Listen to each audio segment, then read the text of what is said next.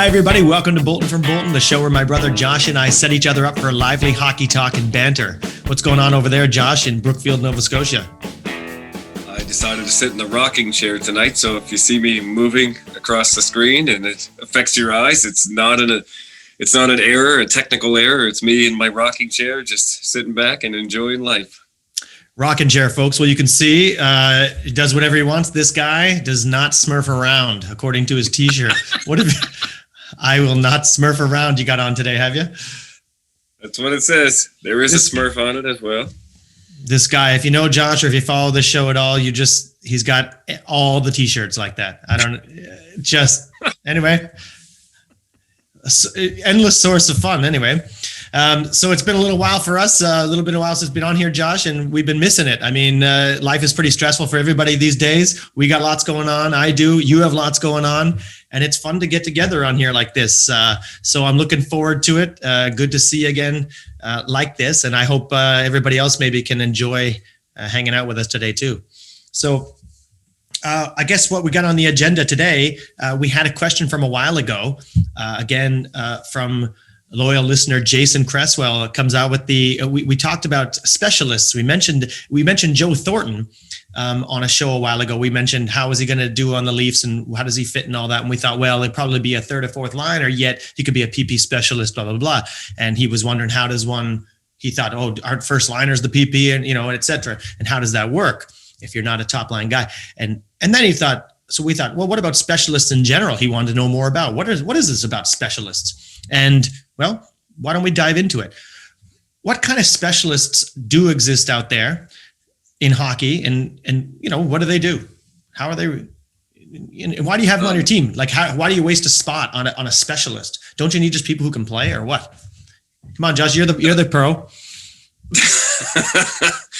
Well, I wouldn't call it wasting a spot. That's the thing. Like, they have to be able to play hockey, sure. You can't just have someone who's really good at one thing but horrible at the others. They have to have some basic skill set. But there's people that just seem to have a knack for doing things. So, like some people who score goals, for instance, a lot of players could take the exact same shot and the puck wouldn't go in. And it's not because they shoot harder or whatever. Some people just have luck. You just seem to be able to do something for no reason whatsoever. I mean, a lot of it is you work at it, but some people just are able, they get the puck luck. I don't know what it is. It's just one of those things that just happens for them. So if you work at it as well, you could get there, but you wouldn't get to the same point, I think, as people that just have some sort of gift. Mm-hmm. Like, I could work at singing my whole life. I'll never be a good singer. You have to have some sort of base point to work with. So, oh yeah, I would say that you have some kind of capacity or some kind of knack for something, and then those people develop that thing. Because it's like that. Right. This is my meal ticket. I'm going to work on this thing and emphasize and make it better, and then try to improve it all other aspects. But this is how I'm going to make my living. Is that what you mean? So some people might say that, like, ooh, they have a knack for hockey, but there's different things within hockey that are very important. And so one I'll bring up as a face-off specialist. Versus Adam Oates is the god of face-offs to me. I just love that guy. He's just always the one that I think of.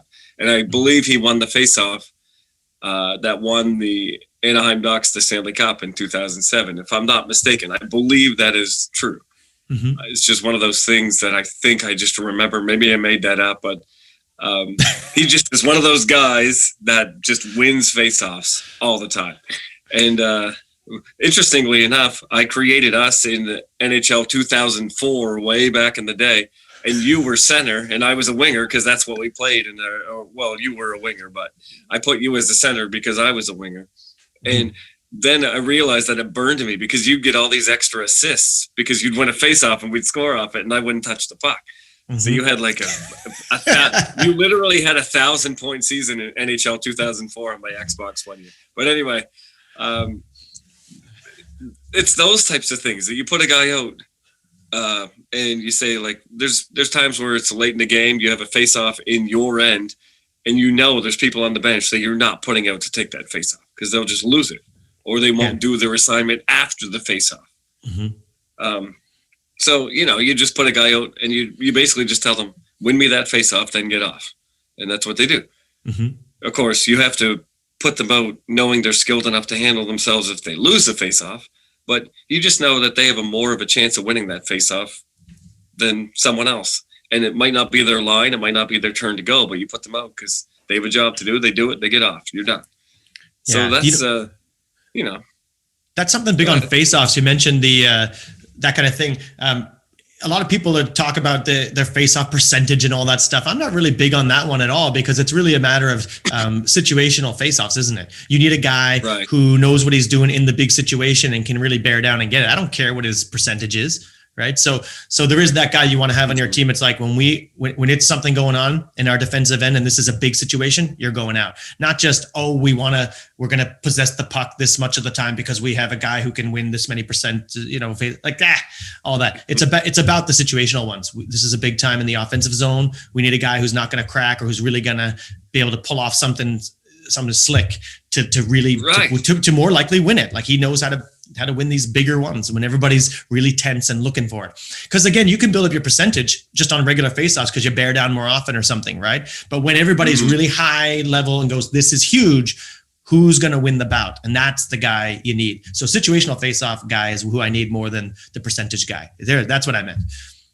And it's the same reason that someone might start a goaltender against a certain team, even though it's not their starting goalie. They just seem to have luck against a certain team. That's that sort of thing. So you have a face-off guy. He just seems to have that knack for winning the face-off at key moments.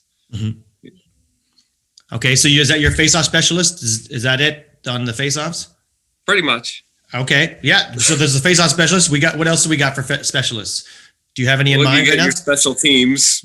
We talked about the PP specialist, your PK specialist. These are, for instance, PK. Like there's just a certain knack for angling. There's always that one guy that wins every battle, no matter what. Like you just know they're going to get the puck out of the zone. They might not be very good in other situations. They might not be someone you would put out to score you the winning goal so sometimes you look at it and you're like, why is this guy out on the ice like in this moment? And it's like, but it's because in those moments they seem to shine. There's just those one thing. And I feel like, as a player, my knack was scoring goals. I wasn't much of a stick handler when I played real hockey. I'm better at it now, actually, ironically, because I like to pass a lot more. But at the time, it was like, let you guys carry the puck and pass to me and I'll try and shoot it. And, I'm a grinder. I get to the dirty areas. I'll win the puck and then give it to you and let you do your thing, that sort of thing. But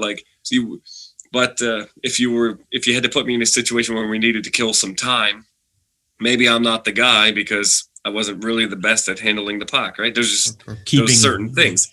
But in any given moment, I know there were times where I just told myself, I am not losing this battle. I am not letting them score. I am not losing my guy. There's just moments where you just know you can make something happen. Any player can do that at any moment, but there's certain players that can just seem to do it all the time. And everyone has their strengths and weaknesses, and you just got to play up to them. On the PK, of course, you need those guys who are grinding, winning battles, getting the puck out, but also those smarts you said, that angling, that the ability to keep the guys on the outside and not let the passes get through, to move their stick a lot, cut off the lanes at the right times, show the pass, then take it away, etc. All this stuff. And then these kind of guys who block shots and stuff, who they're willing to put their face in front of the puck to stop it from getting through, right? Whereas some other guys are not. Like I used to joke, but especially it was a lot different back in the day. I used to joke, I was like, I don't block shots until the playoffs, right? Because I don't want to get hurt, right? It'd be coming out to the point, and if I'm not close to the guy, it's the worst when you come out and you're really close. It's pretty good because you can get hit easily. But if you're a little bit far back, like far enough back that, oh man, I'm not getting in the way of that. I'm for the flamingo. The flamingo, one leg up, let it go through. And it's like, that's the worst thing you could do. It's better. Goalies are just like, get out of the way or don't, or block it, right? One or the other, don't flamingo. But it's funny. That's the worst because don't get hurt. I was telling you about my gentleman's game. And I took a puck off the ankle, and it was a blocked shot, but it was only because I had skated a certain way and found myself in the shooting lane. But it was like I was pretty far away. I was like lower than the top of the circles, and the defenseman had the puck. But it was like, I can't be that guy that gets out of the way of a shot on purpose. But I didn't go there intentionally. But once I was there, I was like, I got to let this hit me. And then, of course, it hit my ankle. It hurt a lot. And in a gentleman's game, I'm there now. Well, I got to let it hit me now because I can't get out of the way. What do you get out of the way? No, I can't be that guy that does that. I know. Well, but whatever. Yeah. And there you go. There's your difference, guys. I wasn't in real hockey. I wasn't blocking them until the playoffs, and he's in gentlemen's blocking shots. So you got to have your different guys. And again, that's some certain guys too. You have specialists because of that. Some guys you put out on the penalty kill because, or for certain shot blocking, because you know what, it's kind of okay if they get hurt by a shot, and some guys aren't. But these, you know what I mean? I'm not saying you and me in this case, but in other cases, although these days you don't really have that as much. You have a lot more of these stars actually killing penalties because some of them feel you can get them more ice time or something. Like they get out on the ice, they get more into the game, they like it, they don't sit as much. But I don't know what you think about any of that, actually, if we'll go there. What do you think about putting out stars in the PK? I like it. I don't see why not. And it has nothing to do for me with time on ice or whatever. It's just one of those ways to sneak them into a situation where now the power play has to think about what would happen if they lose the puck, for one. And two, the stars are generally good at getting sticks in the lane, knocking pucks out of the air. They have good hand-eye coordination.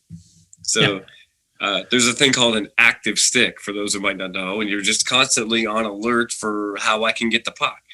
And for me, I'm big on puck focus, as you may know from my tough call. I'm not a big... You should try and get the puck first and finish your check second. That's where I'm at with it.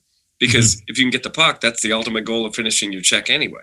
And so these stars are more puck alert, and they can also like transition a lot faster. So you might have guys that kill penalties, and that's their job. And you say, kill this penalty. They'll block a shot. They'll do things that maybe stars necessarily aren't willing to do sometimes, dirty work. But then they'll just ice the puck and get off, and you put your next player out. And it's like, that's great that you killed the 2 minutes, but sometimes you want to do more than just kill 2 minutes. You want to, just because you're shorthanded, why can't you use that 2 minutes to your advantage if you can figure out a way to do it, right? If McDavid's on the ice and that guy picks off a pass or something, like, you're looking out to, like, if we mess up this pass, if I don't get it through, I'm not going to make that pass, because if it doesn't get through, he's gone. He's going to burn us, right? So, but whereas it's just another guy out there, then I'd be like, okay, I'll try to make any kind of pass, because who cares? They're just going to chip it out and get off, right? So, yeah.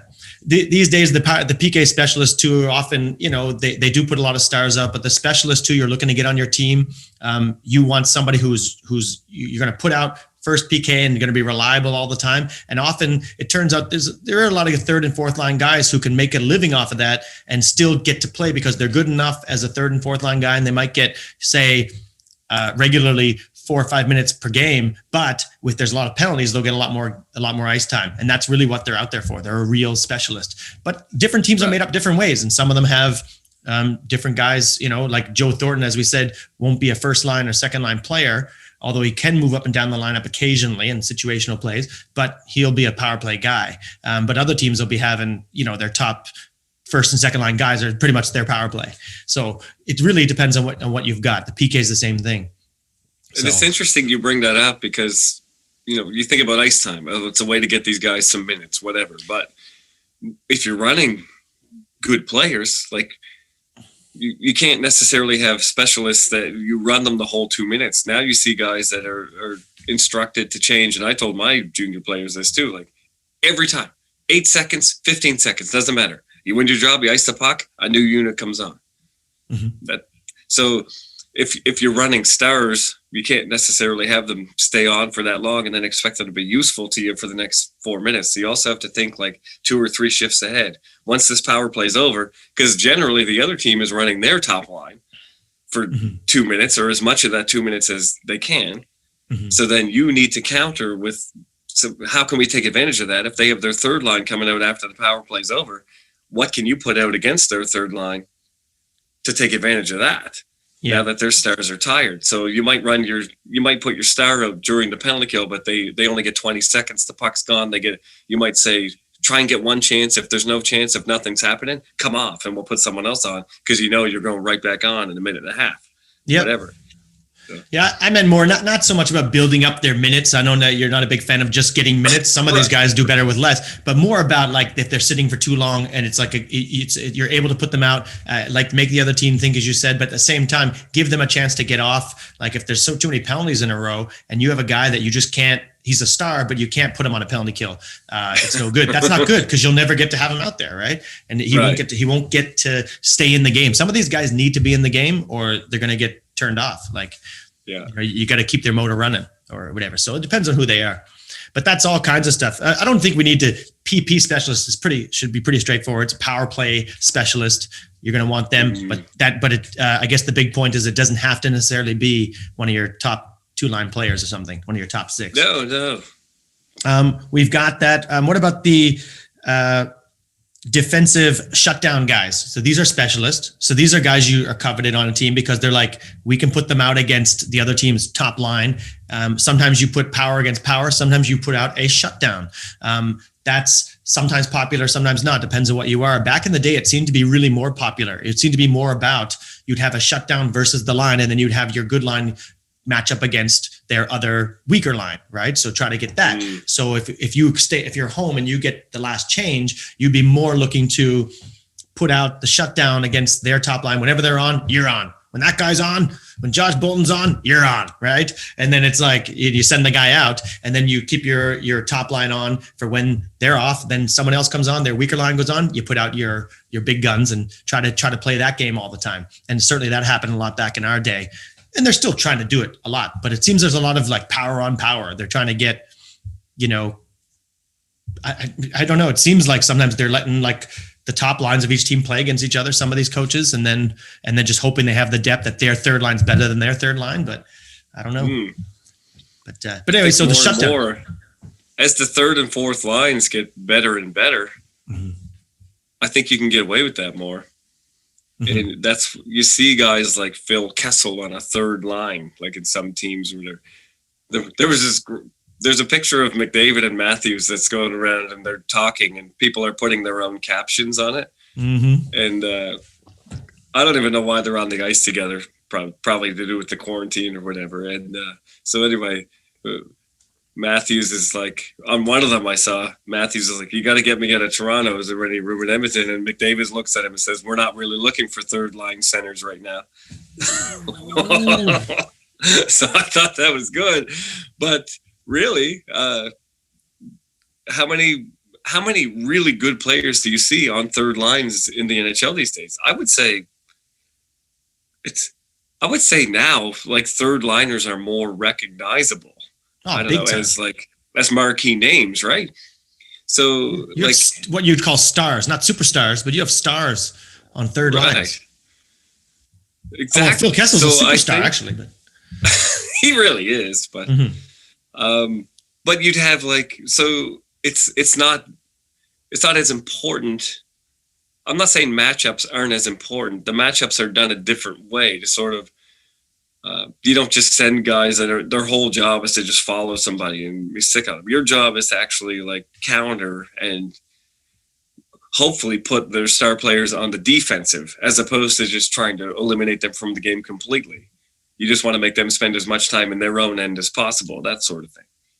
So I think the matchups have changed that way, where if you feel your top line is a solid matchup for that, you feel they can keep the puck more or whatever, when it's better to have your not so bad third line go against the other team's not so bad third line and hope that your first line squashes out the superstars and let the stars go at it, so to speak.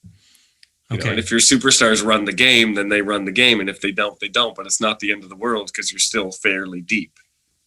Okay, how much do you see in the NHL game and also in the youth game that you're way closer to than me? Do you see a lot of anything close to shadowing at all, or at least the real matchup where it's like every time they're on, you guys are on? Is there anything like that going on these days? When I coached junior, there was a little more of that. Like, I remember in particular, there was this one team in Pictou, and they had just the sniper. Like, he could just score all the time. And I remember assigning somebody like a line to their line. And it was like, you do have to pay attention to where he is. And I did pick one player and put him on him. But it was a player that I knew was very, very capable with the puck. So when he did steal the puck, he would keep it. And that other player, all he did was shoot. He was useless. He wasn't an all-around player. He was just a shooter. Mm-hmm. So unless someone could get him the puck, he was a non-factor.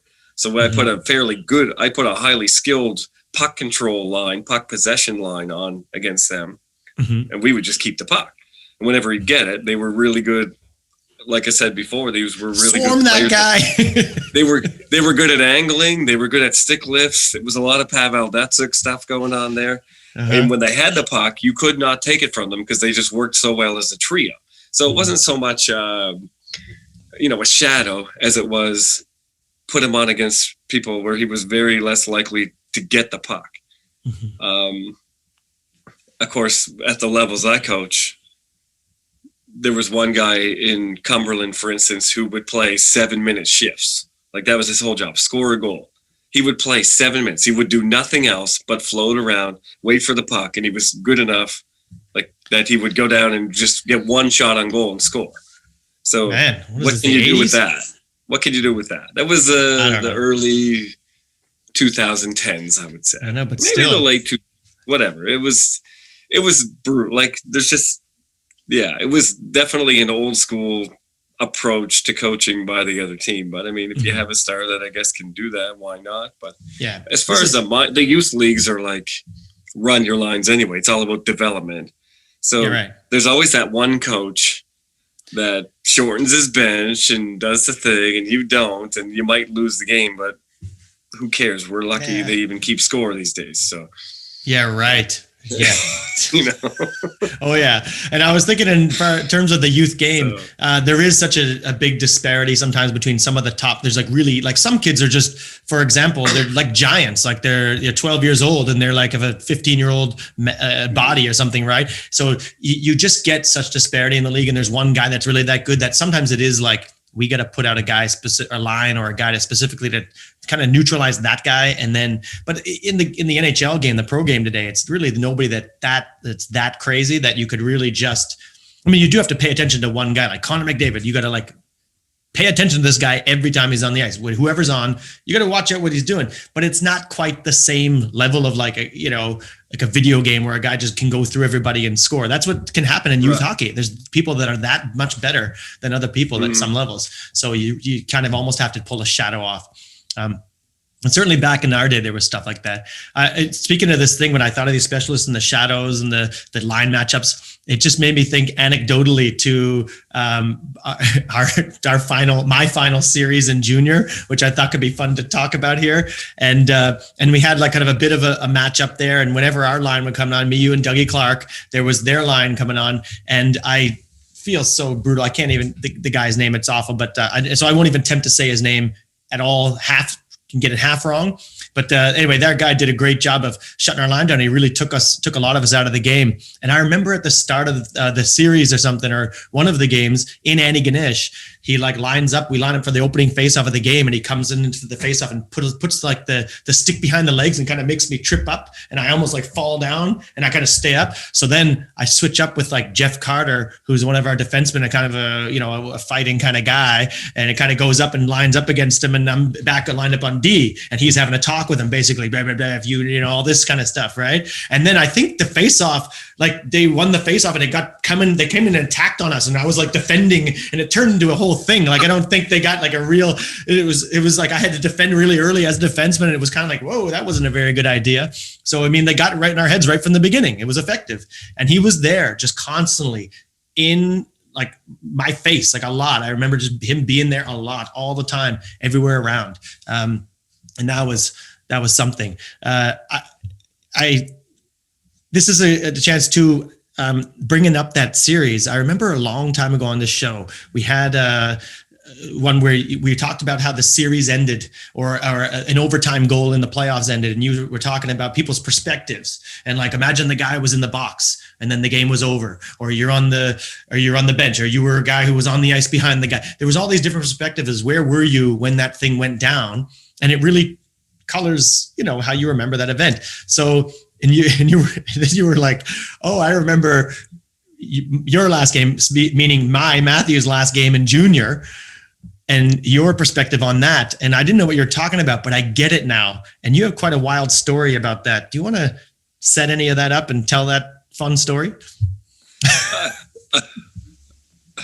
I can't remember exactly what happened right before the final face-off now. I feel like maybe that's sort of lost, but I do know that as I played on your line, I was on the top line and all that, but we also had other players that were just like one of those things where you just put them out because they're going to make something happen. And like we had Ken McPherson was a really Kenny good G would get it done. Stuff, right?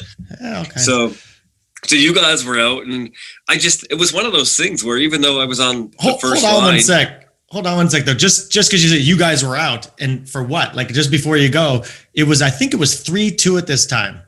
So we were down by 1 goal. Yeah, I recall. By the way, can I just say, just because you don't get a chance, I'm 42 years old up in here. I got to relive the glory. We were down 3-0, I think, whatever. And I remember it was like 7 minutes left, maybe. And I did one of the ones. I came over the blue line and let go a slapper from just right in front of our bench. I was going off for a change or something, and it went and beat the guy. It was like Stevie Y in Game 7 against St. Louis, except not awesome like that. I don't know how it beat a guy. You can't beat a guy from the blue line. So I got that, and then I would say it was more like Guy Lafleur in Game 7. and then I got another one where Dougie got out from the behind, and then I was in front of the net and kind of got a stick on it and got it up over the guy, and I got a couple goals, and we were within 1.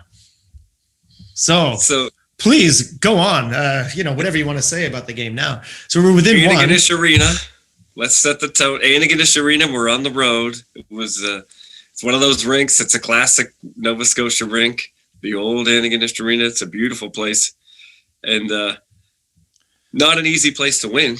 I got to say that. And we're down 3-2. We know if we lose, the series is over. And even though I'm on the top line, I know there's a chance that I won't be on the ice because of the situation. We had a fairly balanced lineup, and there were certain players that were better at others, and maybe they were a little older, more experienced than me. You guys were second year, I was first year, so.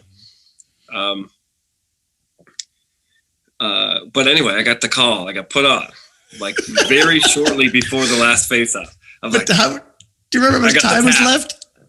There was like 40-some seconds left, I would say. Not quite a minute. Okay. And, I had been on recently, but I was off, and then I got on with something like a little less than a minute left. And we were actually in their end for most of the time. It was awesome. Like we had all kinds of pressure. Mm-hmm. The puck was in their end. It was scramble time for them. They were desperate. And I believe it ended up that there was a face-off in their end with like 6 seconds left or something. That's what I meant. We were like 40 seconds. I was like, there was like 6 or 7 seconds left. So it was one of those things where like, okay, I got on with 40 seconds left, and we battled hard, and there's about 5 or 6 seconds left, and it's a face-off for our season end. So I was lucky to get on the ice already, and then afterwards I'm looking at the bench like, what do I do? What do I do? And it was like the movie Rudy, and our coach Steve was like, stay on. And I'm like, what? Okay, what? And then we had our goalie pulled, so I didn't even know where to be because all the spots were taken. So I just sort of skated towards the top of the circle and ended up lining up close to the defense. And then the puck was one back. And I'm like, oh, and it was like this half slap, like random shot. And I remember it was actually going in the net, and it hit a skate on the way in and went wide. And it was like, and those 6 seconds to me happened like as if it was like less than a second from the whistle to the final shot, to the final buzzer, which really would have taken like a good minute or something by the time we lined up and I figured out if I was supposed to stay on or not. Seemed like less than a second. It was just like, oh, face off. What do I do? Oh, on. Oh, puck's there. Oh, shot. Oh, miss. Done. Like it was just boom, boom, boom, and it's over. And then I'm like, that's the end of, that's it. I'll give you then perspectives, right? So that is fun. That is exactly how it went down and wild it was. And I recall, so I think it must have been Dougie on it. I don't know if Kenny McPherson would have gone in to take it on his, because he's also strong side, but they're both lefties. So I think Dougie was taking it on his strong side. I was coming off the wall on my strong side. So if it's one back, I can come off the wall. And he just got stuck in between their legs. So I remember jumping in and then diving in to get it and knock it backwards to the point somewhere. So I knocked it back to you and I'm on my knees. And then you're taking the shot and I watch it go by me on my knees and follow it in and see it, the line of it. I'm like, that's going in. That's like on, that's like, looks good. And then it, like I said, it deflected away and into the corner and it was, like it was, the hole was there, it was going in and just, it was gone. Then I was up off my knees into the corner, like desperately, like as if I was going to make anything happen, but just for a couple seconds of chasing in the corner. And it was just, and it was just, that's your junior career, Matthew. That's pretty much maybe your hockey career, because who knows what happens after junior, right? I mean, a lot of guys have done, right? And effectively it was. So, I mean, it's just a dagger, but excitement, I don't know. That's sudden death, I guess. I mean, it's not overtime sudden death, but that's what it feels like. You're in there, you're alive, you have a chance, and then it's over. But that was funny. You were, you were out there and you got the final crack at it, but that's how it worked out. The more I think about it, like it's such a crucial moment for you and Dougie because you're done if it's over. You have all these plans. You're like, all you can think about is this face off. I'm just like, where do I even go? Am I even supposed to be on the ice? Yeah, it wasn't drawn up very well, was it? We didn't have it drawn up very well. Maybe we had already used our timeout. Is that why? It must have been. I don't know. It was crazy. I actually ended my career in the same arena 1 year later. Yeah. So it was a little different experience. We had a lot of time to think about it. It went to double overtime, I think, and we lost in double overtime. I was there. I was at the back of the that rink at the end behind their goal, behind the basically the home team's goal. So it was where you guys were shooting in the third, and I watched that go down as a spectator. So, basically, watch your dreams be dashed as well. That was here brutal. I am, 20 years later, and I was just at that arena last week maybe, and I'm coaching. Adam A, under 11 kids, and we were walking from our dressing room to the bench, and we were actually going to the away bench, and it was like, but we came from the opposite side. So I remember thinking, okay, we normally come from that corner because we don't walk across the ice to get to our bench. But still, I was walking with my assistant coach, and I looked at him and I said, this is where I ended my junior career, and this is where my brother ended his career. It was like Lieutenant Dan, my father's father died in the war, and I died, like everybody, we all died. And here I am walking with my son, and he's about to play a game in this ring. And he's like, well, that doesn't bode well for us. Like, we had a 3-3 tie, by the way. Oh, that's good. Yeah. But I mean, you could talk about that, but it is still great memories in that arena, right? Because what a classic arena. And getting penalties in there, and I remember being in the penalty box and fans yelling at me and stuff. And there was absolutely zero separation between you and the fans when you're in the penalty box. It was just this little half wall. They could like sit beside you, like you were in the stands with them having a chat. Like you could eat their popcorn if you wanted. Like it was like so weird. Funnily, never got offered any popcorn when we were visiting there. Oddly enough. Yeah, maybe I was. Yeah, there's maybe some thrown at me. Yeah, maybe that wasn't offered. Funny. What reminds me, you brought up the story of them kind of doing the move where you jabbed the back of your leg. Yeah. And you fell over in Jeff Carter. They did that to me the next year.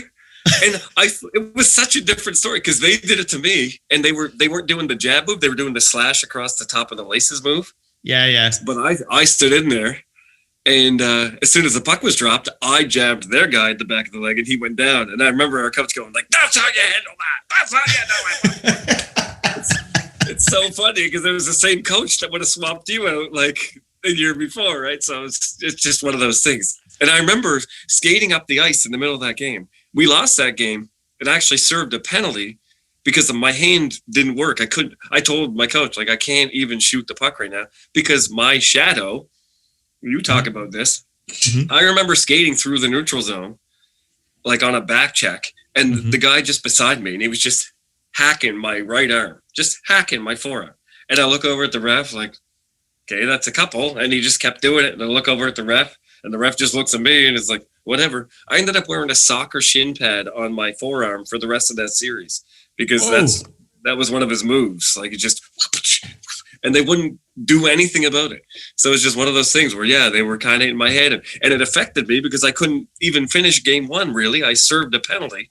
And we ended up losing because I was just ineffective because my arm was all messed up. So do you think is that like Homer refereeing, do you feel like, or was it something that was just like throughout the series, even at yours, like you just couldn't get them to pay attention, or was it them just going? I remember noticing it in game one because it set the tone for the series and it was in Antigonish, and it's like, of course they wouldn't call it. But I don't really remember. I remember having a pretty good series, honestly. And I don't remember like being super, usually you get annoyed by your shadow and you're like, get out of my face. But actually we developed a bit of a relationship during the series, which is kind of funny. They're live. And at the end, I remember at the end of our last game, it was 2-2. And we were in front of the net. It was the exact opposite a year later, about a minute left. And we had a good chance in their end and their goalie saved it. And the puck was covered. And the center on their line, not my shadow, but his centerman looked at me after and goes, oh, this is too much. I can't handle this. It's like, I'm kind of looking at him, smiling, like going, I know this is nuts, right? Like, it's just a completely different experience from my last game. Everything seemed like time stood still. It seemed to last so long. I was in control of everything. I knew what was going on. But in the year before, I was like, what do I do? What do I do? Well, there you go, folks. Look at this, the stress of sports, right? This is how they set you up for life. You know what I mean? We talk about it all the time, but like, he's like, I can't handle this, like pressure. Like, it's like something that's a lot, but if you don't never deal with it, when are you going to deal with it? I mean, you look at it, it's like, who cares about a junior game in Nova Scotia? Like, but you care. It's stressful. Yeah. Of course you care. And it's awesome. Oh, man. Now, that is a lot of fun. I don't know if this is going to be anticlimactic now, but I really think it's a fun practical tip for people out there if you do experience this kind of shattering type stuff, because there's something that you get sometimes in soccer. As soccer, I'm a striker, and if you know about that, sometimes there's a lot of kind of standing around at the end when the play is going down in your end. You're kind of standing around at the top, and people, the defenders are kind of hanging around. You're hanging around the halfway line in that kind of area, waiting for the play to develop your way. And what I would do if I noticed a certain guy, if they kind of had a guy who was more really into his job, is like, I'm really following this guy around. You get that sometimes. Yeah. One of those guys, and they take a lot of pride in it, and good on them, whatever. But if I felt that, I think this guy's really following me around a lot, like really taking it seriously, what I do, and this is what you kids at home could do, I just go stand next to the sweeper. So you just go stand next to their other guy, and then he follows you over there, and you're taking two guys away, right? And then the guy's almost like, what am I supposed to do? And the guy's, get out of here. Like, and then he's in trouble. He doesn't know what to do. So I would just constantly walk over and stand next to another one of their guys if I had something like that. And I just wonder if this could work in hockey. Like now that I look back, I was like, what if it would have been if I just go and try to skate towards, if there's a guy following you around, just skate towards another one of their guys and just keep following one of their guys around and have two guys and then let 4-on-3 play, because it always got somebody off your back after a while. Yeah. So it's a good one. And I've done it a lot. It's always fun to just walk over slowly and see how he deals with this. Right. And anyway, so I guess that's a lot on specialists. Josh, you got anything else on any of these? Probably that's pretty much, I think we're good to go here. I mean, that's a wrap on this. So people, I would love to hear if anybody has any other memories of any of those particular cases or something else you'd like to share about your own experiences with any of this stuff, and any comments and any other specialists you'd like to mention, anything we missed on here. I'd like to hear about it. And, because we just brought up a few examples and, obviously we're missing a lot of stuff in here, but that'll be it for us today. I would say, have a great time in there, Josh. And I'll talk to you next time. This is a lot of fun. Great fun. I love talking about, old times like that. And I hope everybody else had a good time too. We'll see you guys next time. That's what the audience loves about it. So we can so take that's one topic and drag it out for 20 minutes.